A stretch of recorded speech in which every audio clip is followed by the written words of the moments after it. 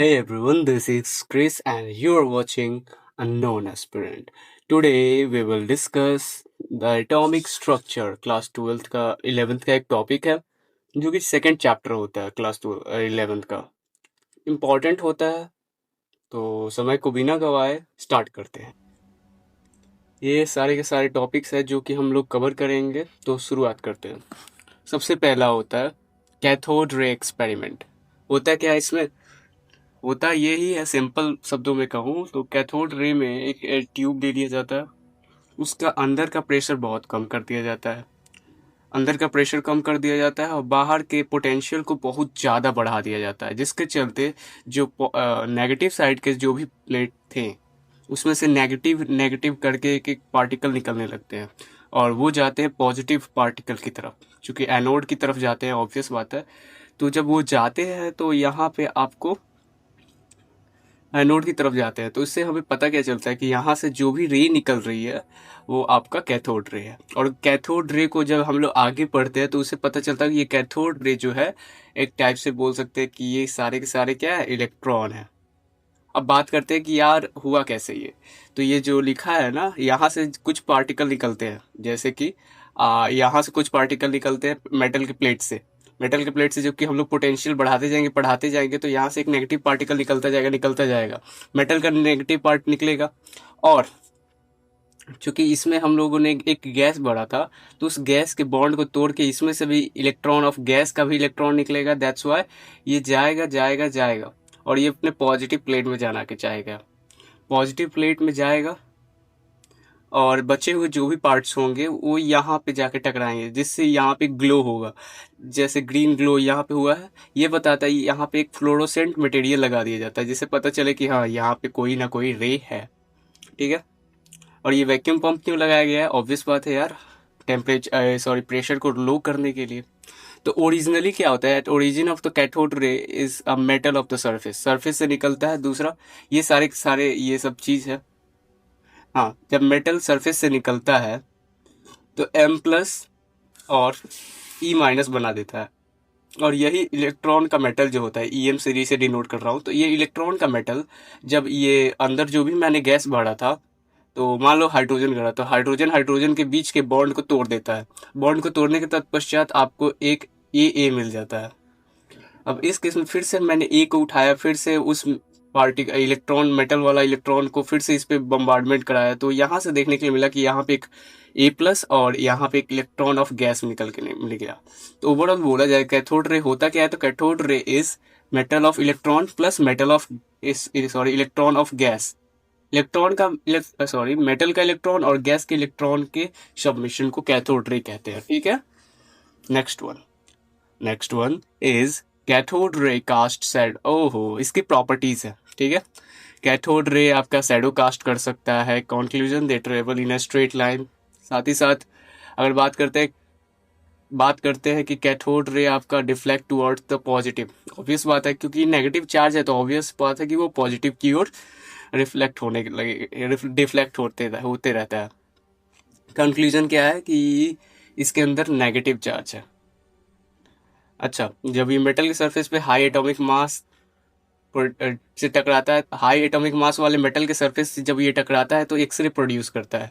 जैसे टंगास्टन हो गया, कॉपर हो गया, मोबिडियम हो गया, तो वो एक्सरे प्रोड्यूस करता है, जो कि हमने मॉडर्न फिजिक्स में कवर भी किया था कि मॉडर्न फिजिक्स में जब भारी सीट से जब इलेक्ट्रॉन जाके टकराते हैं तो वहाँ से एक रे निकलते हैं। और ये रे जो होता है दो तरीके का हो सकता है, एक ये कैरेक्टरिस्टिक हो सकता है या फिर एक वही हो सकता है। तो वही बात है। Can mica roll. अच्छा, ये जो है मिका व्हील को रोटेट कर सकते हैं। मिका व्हील क्या होता है? ये यहाँ पे एक चक्री लगा दिया जाएगा और ये स्ट्रेट लाइन फिर से मतलब ये और फिर से कैथोड रे को पास कराया जाएगा, तो ये मिका व्हील को रोटेट करा देता है। इसका मतलब ये है कि इसके पास कुछ ना कुछ मास है तभी ये रोटेट कर पा रहा है। Next one is cathode ray are deflected by magnetic field. Magnetic field के से भी ये डिफ्लेक्ट हो जा रहा है। इसका मतलब ये है कि इसके अंदर कोई ना कोई मैग्नेटिक प्रॉपर्टी है।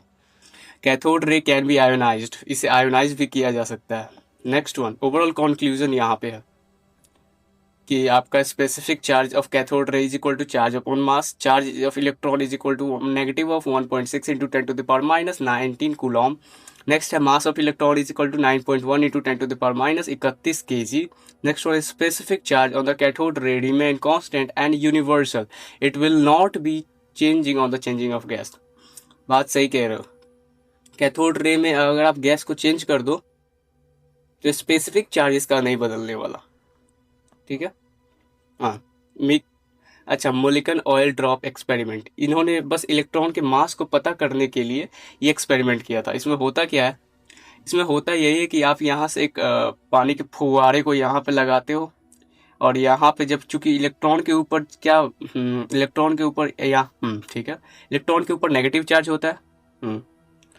तो यहाँ पे मैंने एक पॉजिटिव प्लेट जोड़ दिया और जब ये फुवारा गिरता है तो यहाँ पे मॉइस्चराइज होके और यहाँ से जैसे ही नीचे गिरता है तो यहाँ पे स्टॉप हो जाता है क्योंकि ये सारे के सारे और यहाँ से एक एक करके गिरते हैं. तो ओवरऑल इससे पता चल जाता है जब ये स्टॉप होता है तो यहाँ से हम लोग E is equal to M G लगा सकते हैं. क्या होता है Q is equal to M Q is equal to sorry हाँ, इलेक्ट्रॉन जो होता है फोर्स जो होता है F is equal to Q E होता है इलेक्ट्रिक फील्ड. यहाँ से इसके ऊपर हम लोग लगा देते हैं तो ऊपर वाला चार्ज अपॉन नीचे वाला एम जी से पता कर लेते हैं और यहाँ पे क्यू ई. ओवरऑल यहाँ से जब हम लोग क्यू निकालते हैं तो वो होता है एम जी अपॉन ई. यहाँ से हमें पता चल जाता है कि ये चार्ज इसके ऊपर कितना था. यहाँ पे इसका उपयोग भी लिखा है कि एटॉमिजर जो होता है कन्वर्ट करता है ऑयल को वेरी हाई थिन ड्रॉपलेट में. दूसरा बात करता है मतलब वो वैसे फव्वारा बनाता है.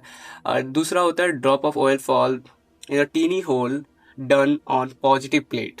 अच्छा जी, यहाँ पे जो प्लेट लगा था ना इसी के होल से प्राप्त होता है.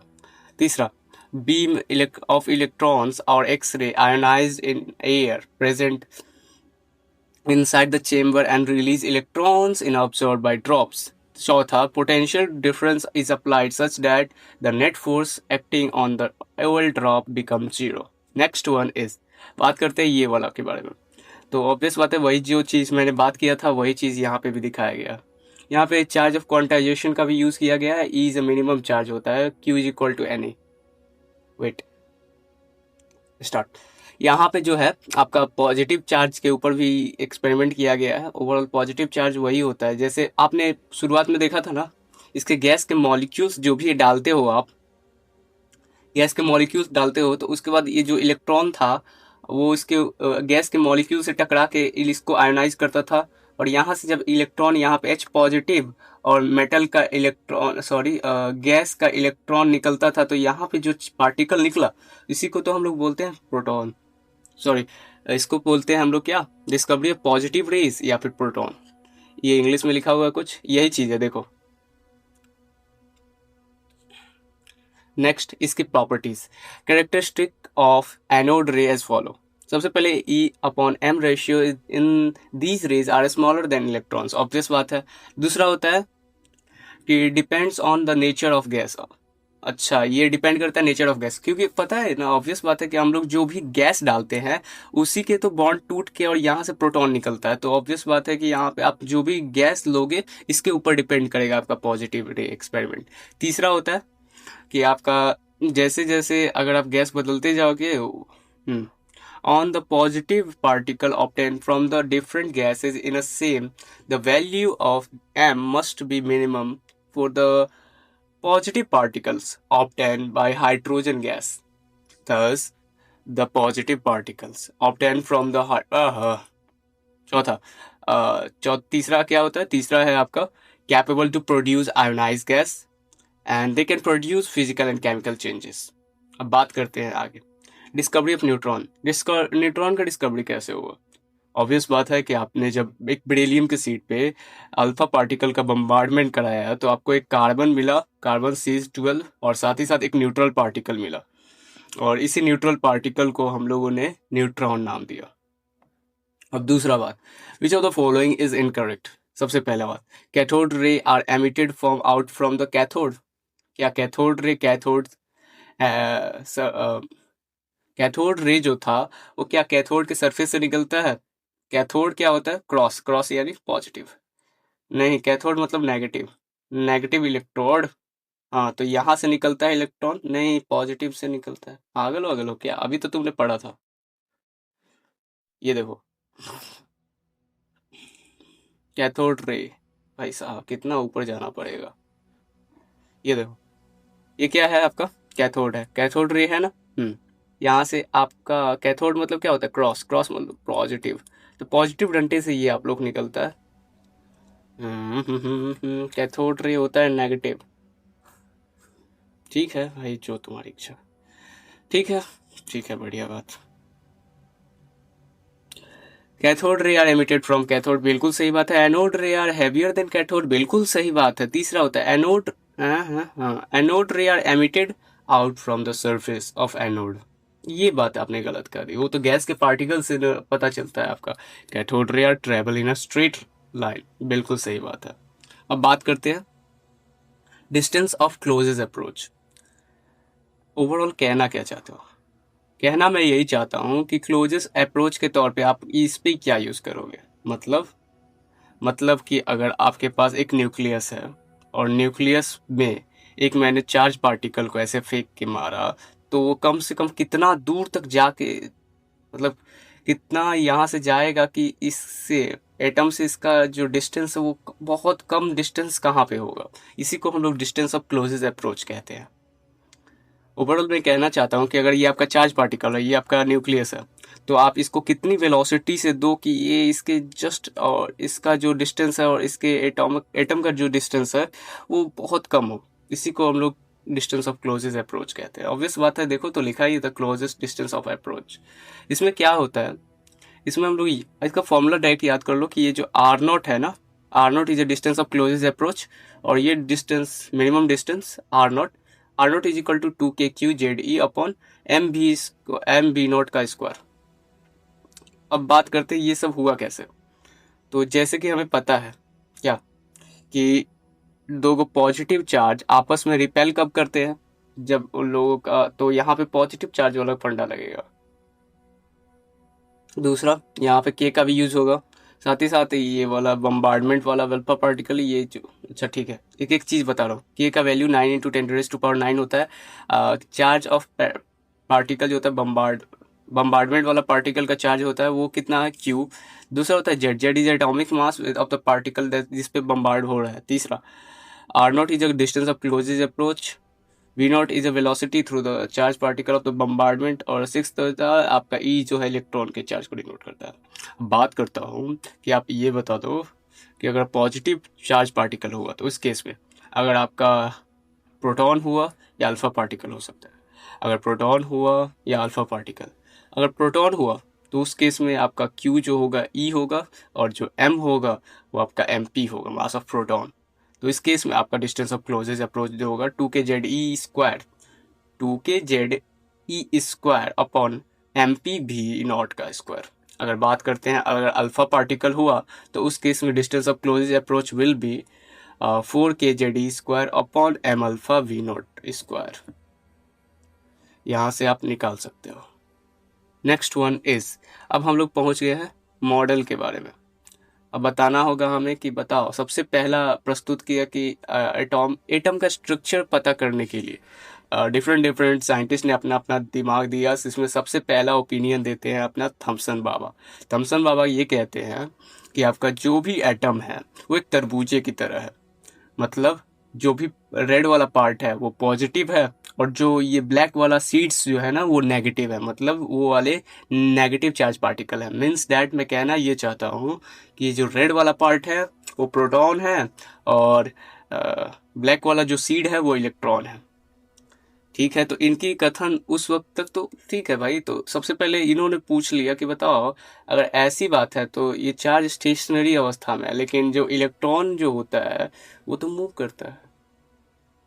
तो इस चीज को एक्सप्लेन करने में ये मॉडल समर्थ हुआ। तो दूसरा आता है रदरफोर्ड बाबा। रदरफोर्ड बाबा कहते हैं, आज मैं बताता हूँ। सबसे पहले इन्हीं के हिसाब से अभी हमने एटॉम के बारे में कुछ हद तक ज्यादा पता चला। वो सब तो बेकार वाला थियोरी था।